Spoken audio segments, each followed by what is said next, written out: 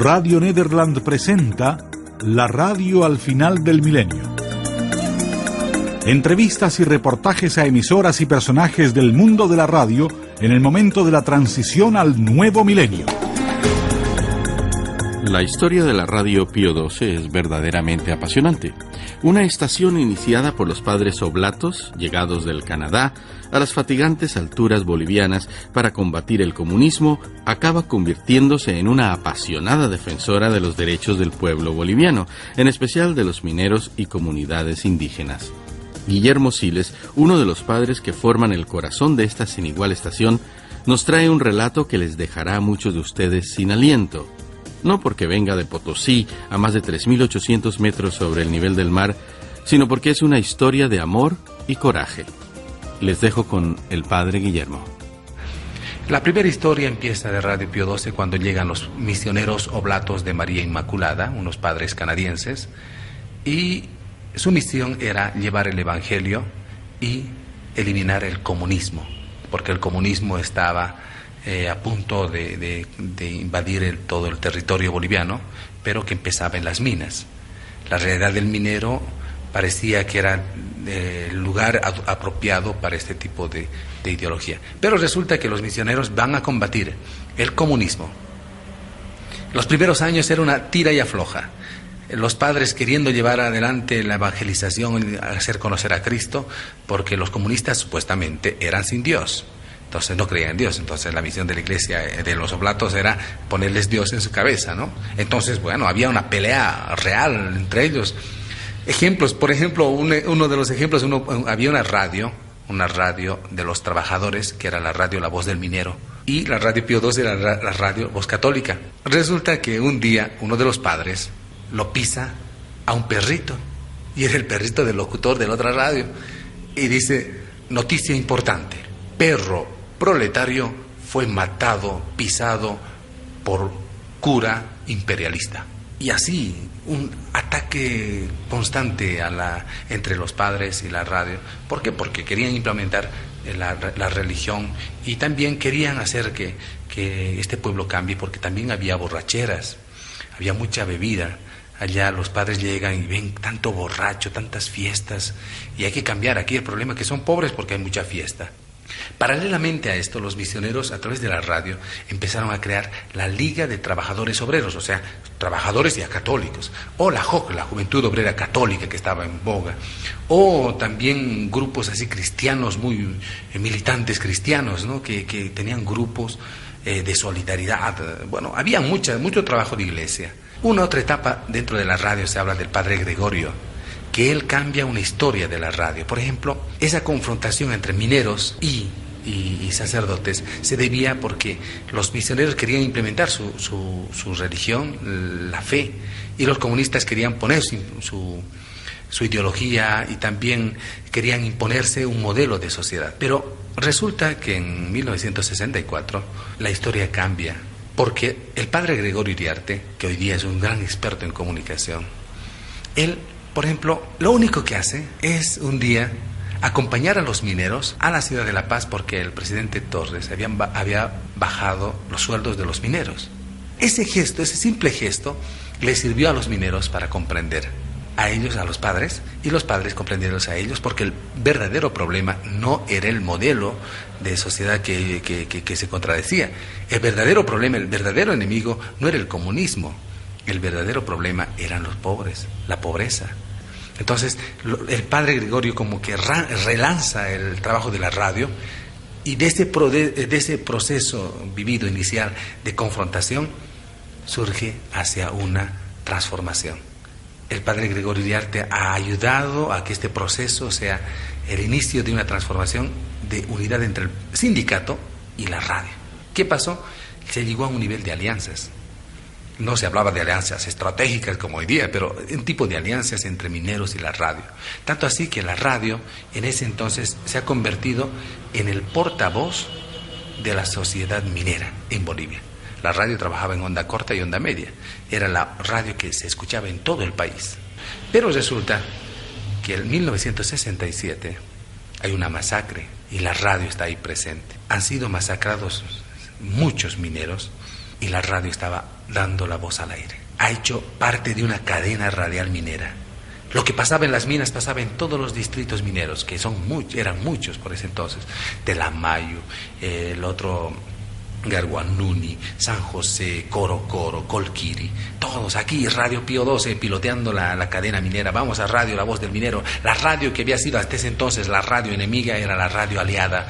¿Por qué? Porque ahora tenemos que defendernos, que el verdadero problema es luchar contra la pobreza. Ya en ese entonces, durante muchos años, la radio ha defendido los intereses de los mineros, que ha llevado, en cierta forma, a un compromiso tan desesperante en momentos. ¿Por qué? Porque estar con el pueblo no es fácil, porque las consecuencias son a todo nivel. Represión, amedrentamiento, persecución. La radio ha vivido durante varios años este hecho. Tanto así que la radio, ya durante los golpes militares, donde las dictaduras en nuestros países de América Latina lo vivíamos, la radio era el gran defensor.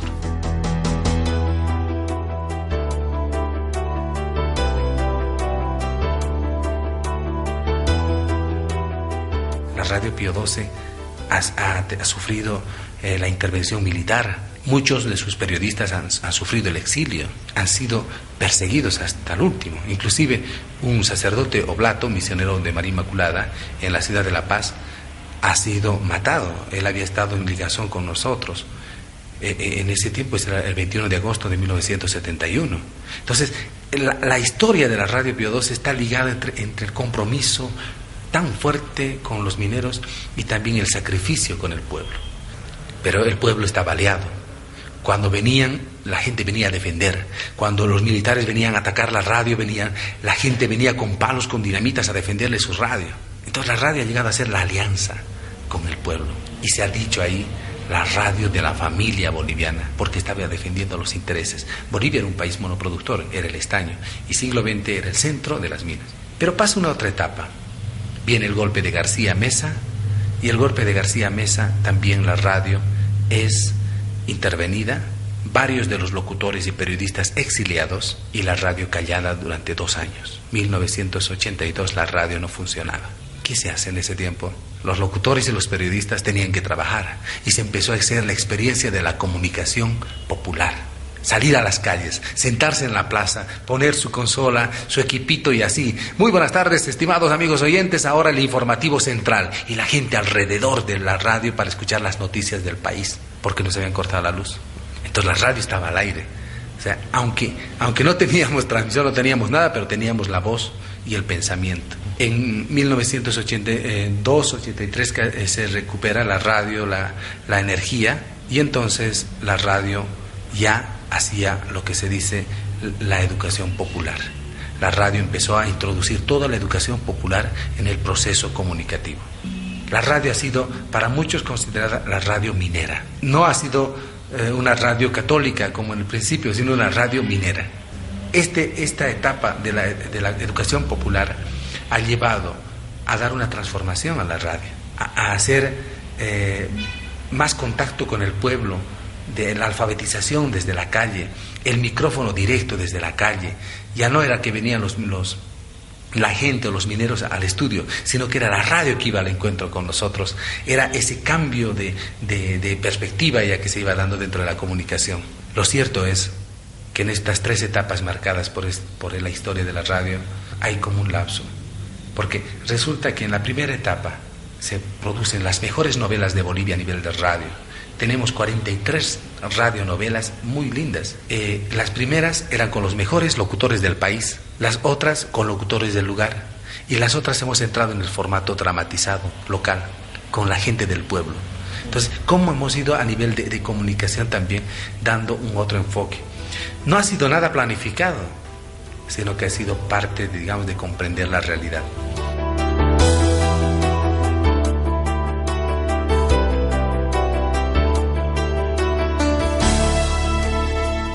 La historia continúa de Radio Pío XII, porque la historia más dura para la Radio Pío XII ha sido el 29 de agosto de 1985, porque la radio estaba tan ligada al movimiento obrero, movimiento sindical, movimiento minero, que se derrumba. ¿Por qué? Porque el gobierno ese día emite un decreto llamado 21060, en el cual es la apertura al libre mercado, es el cierre de las minas, es la implementación del modelo neoliberal al país. Se cierran todas las minas. Más de 20.000 mineros salen de todas las minas. Es como, minero, se nos está yendo nuestro oyente. Durante un año la radio Pío XII ha sido testigo de cómo los mineros salían y salían y salían. Y la radio se quedaba como sola, ¿no? ¿Y qué vamos a hacer? Los padres oblatos han presentado en la reunión de su consejo, ¿qué hacemos? La gente decía, vámonos a Cochabamba. Estamos hablando del 85, 86. Vámonos a Cochabamba. El padre Roberto dice, no, hay que elevar potencia. En ese entonces la radio Pío XII trabajaba en onda corta con 1 kilovatio y en onda media también. Ese año, el 86, 87, se decide elevar la potencia a 10 kilos en onda media y a 5 kilos en onda corta. Con lo cual ya la radio de nuevo aparece en el país, pero la realidad ha cambiado. ¿Qué perspectiva le vamos a dar a la radio? Hasta ese entonces habíamos trabajado con los mineros de una manera bien comprometida, pero no quería decir que estábamos alejados de los grupos indígenas. Siempre, desde un principio, la radio también ha hecho alfabetización por radio, ha enseñado a escribir por radio. Entonces ahí teníamos otro aliado, los indígenas, quechuas y aymaras. La radio se vuelve radio minera y campesina. Ahora tiene doble rostro. La radio hasta ese entonces transmitía en quechua y en castellano únicamente. Casi todo el tiempo hizo un bilingüismo. Y ese año incorpora el tercer idioma, el aymara, con el cual la radio ya entra a un nivel distinto. Acompaña a los mineros que están fuera, que son los relocalizados, más de 20.000. Acompaña a los campesinos en su trabajo cotidiano. Acompaña a los indígenas en el proceso de encontrar las conquistas. Y acompaña a la población urbana. Vivimos una cuarta etapa con muchos desafíos, digamos, etapa de lectura de la realidad. En 1991 decidimos elevar la potencia, más todavía, en onda corta. Decidimos elevar la potencia a 10 kilovatios en onda corta y 10 kilovatios en onda media. En 96 lo hemos instalado, la radio, y entonces era Todos Santos de 1996, y la radio nos escuchaba con mucha fuerza en todo el país, inclusive en las fronteras. 10 kilos en onda corta, un equipo nuevo. La gente contenta, Pío XII se escucha en todo lado. Y a 30 kilómetros de donde nosotros estábamos, había una mina. Un pueblo llamado Amayapampa. Durante muchos años había explotado oro, sacado oro y nunca había dejado nada a los indígenas. Ese pueblo, Amayapampa, no tenía ni agua potable, tenía una mala escuela, no tenía nada. Los pobres eran más pobres y el oro ha salido de ahí. ¿Qué pasó? Ese lenguaje se ha utilizado y los indígenas han despertado. Sí, tenemos que defender nuestros recursos naturales, los mineros igual. Y 17, 18, 19 de diciembre de 1996 se da un hecho que en Bolivia es tan conocido como se llama la masacre de Amayapampa. Y la misma radio Pío XII metida en el pueblo defendiendo los derechos de los hombres y de las personas y de los recursos humanos. Era un estado de guerra. Radio Pío XII está en el corazón de esto, porque nadie podía pensar, y aquí antes tal vez se podía matar indígenas y nadie decía nada. ¿Cómo es la comunicación? Eran las 4 de la tarde, día jueves 17 de diciembre de 1996, cuando María Morales, la locutora, decía: compañeros, en este momento hay varios tiroteos que aquí en Amayapampa el ejército está disparando también, se están escapando los indígenas. En este momento, compañeros, hay 3 muertos. Y así el pueblo boliviano estaba sabiendo que había una masacre transmitida en vivo y en directo. Nos fuimos a las minas y en la madrugada teníamos la visita de muchos periodistas de agencias de noticias, teníamos periodistas de los periódicos, de las radios, nos llamaban porque nos han vuelto locos. Hemos armado nuestro equipo en la radio, contestábamos todo, fax, correos electrónicos, todo, porque era estado de guerra. Pero ¿qué pasó? Lo más grave para nosotros era lo siguiente, que los militares tenían todo un plan de intervención sobre la radio. ¿Por qué? Porque a Radio Pío XII le acusaron de agitar, de agitadores, de provocar sedición, incitadores. ¿Solamente por qué? Porque hemos hecho lo que es nuestro trabajo, informar.